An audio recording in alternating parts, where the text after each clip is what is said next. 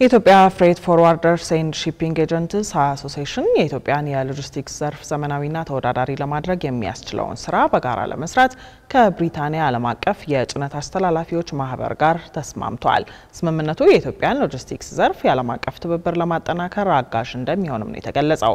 በጉዳዩ ዙሪያ ሁለቱ ማህበራት ስምምነት በተፈራረሙበትና በመካከላቸው ሊኖር የሚገባውን አጋርነት እውን ለማድረግ በመከሩበት የውይይት መድረክ ላይ የተገኘው ጌታውን አንጭሶ ዝርዝር ዘገባ አዘጋጅቷል። ዮሐንስ አበረ ያቀርበዋል። የኢትዮጵያ ፍሬት ፎርዋርደርስ ኤንድ ሺፒንግ ኤጀንትስ አሶሲዬሽን የተሰኘው የዕቃ አስተላላፊዎችና የመርከብ ወኪሎች ማህበር ከ95 በላይ የዕቃ አስተላላፊዎችና የመርከብ ወኪል ድርጅቶችን በአባልነት ያቀፈ የኢትዮጵያ ሎጂስቲክስ ዘርፍ ለሀገሪቱ የምጣኔ ሀብት እድገት የበኩሉን ድርሻ እንዲወጣ የሚሰራ የሎጂስቲክስ ባለሙያዎች ማህበር ነው። አሶሲዬሽኑ የኢትዮጵያን የጭነት ዕቃዎች የማስተላለፍ ዘርፍን ውጤታማነትን ለማጠናከርና ለማዘመን የሚያግዙ የእውቀትና የልምድ ልውውጥ መድረኮችን ማመቻቸትን ጨምሮ የግሉ ዘርፍ በዓለም አቀፍ ገበያዎች ውስጥ ትስስር እንዲፈጠርና ድርሻ እንዲኖረው ያግዛል የተባለለትን ስምምነት ከብሪታንያ ዓለም አቀፍ የጭነት አስተላላፊዎች ማህበር ጋር ተፈራርሟል። ስምምነቱ በቃላኪዎችና ተቀባዮች መካከል ያለውን አጋርነት ይበልጥ እንደሚያጠናክር የተገለጸ ሲሆን በዘርፉ የረጅም ጊዜ ልምድ ካላቸው ተቋማት የተሞክሮ ልውውጥ በማድረግ ኢትዮጵያ ከዘርፉ የሚገባትን ጥቅም እንድታገኝ ያግዛል ተብሏል። ሎጂስቲክስ በብቻው በሚሰራ ወይ በአንድ ሰው የሚሰራ ሳይሆን ከዚህ ሀገር ዕቃ ምትልክ ከሆነ እዛ ሀገር ተቀባይ ይፈልጋል። ከዛ ሀገር ዕቃ ምትልክ ከሆነ ከዚህ ሀገር ዕቃ ተቀባይ ይፈልግና ፓርትነርስ ያስፈልጋሉ ማለት ነው ይናረጋል። ዛሬ ከብሪቲሽ ቢፋ ጋር የተፈራረመው እንደዚሁ 1600 ሜምበር ያለው በጣም ትልቅ ኦርጋናይዜሽን ከ100 ዓመት በላይ ያሳለፈ በስራው ብዙ ኤክስፒሪየንስ ያለው ኩባንያ ስለሆነ ከነሱ ጋር ኔትወርክ መፍጠር በራሱ የስራ ፍሰትን ዩሮፕ ላይ ያለውን ዙሪያ ያለውን የስራ አይነትን ይሰራልናል ብለን እናስባለን። ከነሱ ጋር ሪሌሽንሺፕ ፈጥረን ያንን በትሬኒንግ በተለያየ ነገር ያዳበርን አብረናቸው ሆነን ኢትዮጵያ ሀገራችን የተሻለ የሎጂስቲክስ አፈጻጸም እንዲኖራት ወጪና ገቢዋ የተሳለጠ እንዲሆን ስራችን አፈጻጸማችን ጥሩ ሆኖ ኮምፒቲቲቭ የሆነ ፕሮዳክት ይዘን ሜዳ ላይ እንድንወጣ ኮምፒቲቲቭ ዕቃም እንድናመጣና ገበያንም ማረጋግተን ስርዓታችንም ሰርተን በሎጂስቲክስ ሀገራችን በሰርቪስ ኢንዱስትሪው የተሻለ ገቢና የተሻለ አቅም እንዲኖራት ለማስቻል የተደረገ ነው። በስምምነቱ መሰረት በዓለም አቀፍ ደረጃ ከጊዜ ወደ ጊዜ እያደገ ከመጣው የሎጂስቲክስ ዘርፍ መሰረተ ልማት ጋር አብሮ በመጓዝ የኢትዮጵያን የገቢና የውጭ ምርት እንቅስቃሴዎችን ፈጣንና ቀልጣፋ እንዲሆኑ ለማድረግ የሚያግዙ የአቅም ግንባታ ስራዎች እንደሚሰሩም ተጠቁሟል። ሎጂስቲክስ ዋና ቻሌንጆች የሚባሉት እንግዲህ አንደኛው ኢንፍራስትራክቸር እንግዲህ መንገድ አለ።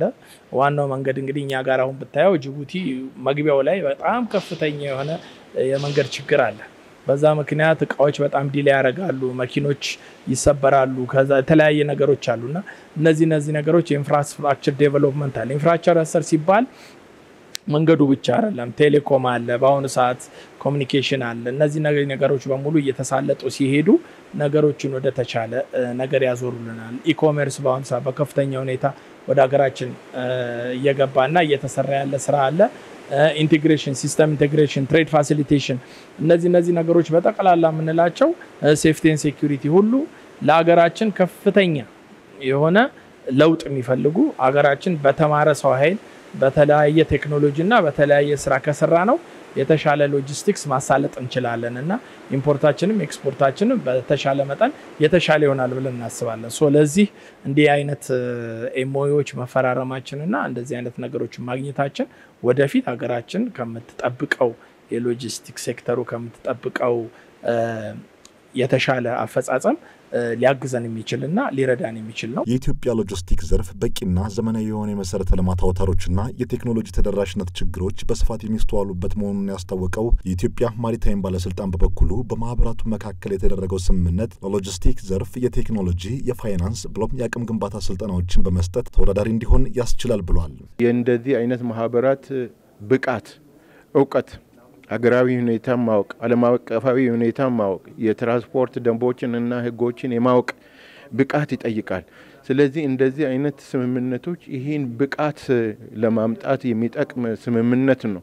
ይሄ ብቃት መጣ ማለት ብቁ የሆኑ የፎርዋርዲንግ ኤጀንቶች ይኖሩናል ማለት ነው። የኢምፖርት ዋጋችንም እንደዚሁ ተመጣጣኝ እንዲሆን የሚረዳ እና ጠቃሚ በማህበራቱም ደረጃ በተለይ ደግሞ በአገር ደረጃ ትልቅ ጠቀሜታ ያለው ስምምነት ነው። አሁን ኢትዮጵያ ውስጥ በመሰረታዊነት ሎጂስቲክስ ላይ ስልጠናም በዲጂታላይዜሽን ከማሳለጥ አንፃር ችግሮች ይታያሉ። ስለዚህ እንደዚህ አይነት ስምምነቶች በፋይናንስም በእውቀትም በቴክኖሎጂም እንደዚህ አይነት ስልጠናዎችን ለማሳለጥ የሚረዳ ስለሆነ በጣም አስፈላጊ ነው የሚል እምነት አለኝ። ይህ እንዳለው ሆኖ ከቅርብ ጊዜያት ወዲህ ኢትዮጵያ ያቀረበች ያለው የባህር በር ጥያቄም በዓለም አቀፍ ማህበረሰቡ ዘንድ ትኩረት እንዲያገኝ አሁንም ስምምነቱን የተፈራረሙት የብሪታንያው ዓለም አቀፍ የጭነት አስተላላፊዎች ማህበር ጉዳዩን ለዓለም ያስተጋባል የሚል እምነት መኖሩንም ሰምተናል። እነኚህ ከኢትዮጵያ ውጪ ያሉ አካላት የውጪ ዜጎች የውጪ ድርጅቶች የኢትዮጵያ ሎጂስቲክ ውስጥ ተሳትፎ በማድረግ ምድር ላይ ያለውን ችግር ይረዱታል። የፖርት አክሰስ የባህር በር የሌለን መሆኑ ላንድ ሎክድ መሆናችን ሎጂስቲካችን ምን ያህል ወጪው የናረ ምን ያህል የተንቀራፈፈ እንዲሆን ይረዳሉ።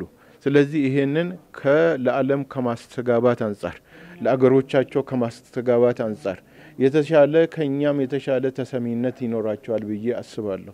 ስለዚህ ጠቀሜታው የጎላ ነው። እንደዚህ አይነት የውጭ ድርጅቶች በኢትዮጵያ ሎጂስቲክስ ሴክተር ውስጥ እንዲሳተፉ ማድረግ ማለት ነው። ዊትነስ ናቸው ማለት ነው። እኛ የባህር በር ያስፈልገናል ስንል ስለተቸገርን ነው። የኢትዮጵያ ሕዝብ 130 ሚሊዮን ምናምን በታሪክ ፖርት የነበረው አገር ህጋዊ ባልሆነ መልኩ ፖርት የተነጠቀ አገር ትልቅ የእድገት አስፒሬሽን ያለው አገር ተቆልፎበት ያለበትን ሁኔታ ሲረዱ ለዓለም ያስተጋባሉ የሚል እምነት ነው ያለኝና ጥያቄያችን ትክክለኛ መሆኑ የባህር በር ጥያቄያችን ትክክለኛና ከችግራችን የመነጨ መሆኑን ለዓለም ያስረዱልናል የሚል እምነት አለኝ። የብሪታንያው ዓለም አቀፍ የጭነት አስተላላፊዎች ማህበር ዳይሬክተር ጀነራል ስቴፈን ፓርኬር በበኩላቸው የኢትዮጵያ የጭነት አስተላላፊ ዘርፉን ውጤታማነትን በማጠናከርና ዘመናዊ በማድረግ በሁለቱ ማህበራት መካከል የጋራ ተጠቃሚነትን ለማረጋገጥ ይሰራል ብለዋል። ለዚህም የብሪታንያው ዓለም አቀፍ የጭነት አስተላላፊዎች ማህበር ከፍተኛ ልዑካን ቡድን ግንቦት 18 2017 ዓ.ም ጀምሮ በኢትዮጵያ ጉብኝት እያደረገ እንደሚገኝም ተገልጿል። ኢትዮጵያ ብሔራዊ ሎጂስቲክ ትራንስፎርሜሽን ስትራቴጂን ስትተገብር በቆየችባቸው ባለፉት 6 ዓመታት በዓለም 126ኛ ደረጃ የነበረውን የኢትዮጵያን ሎጂስቲክ ዘርፍ እድገት አሁን ወደ 66ኛ ደረጃ ከፍ ማለቱንም በዚሁ መድረክ ላይ ሰምተናል።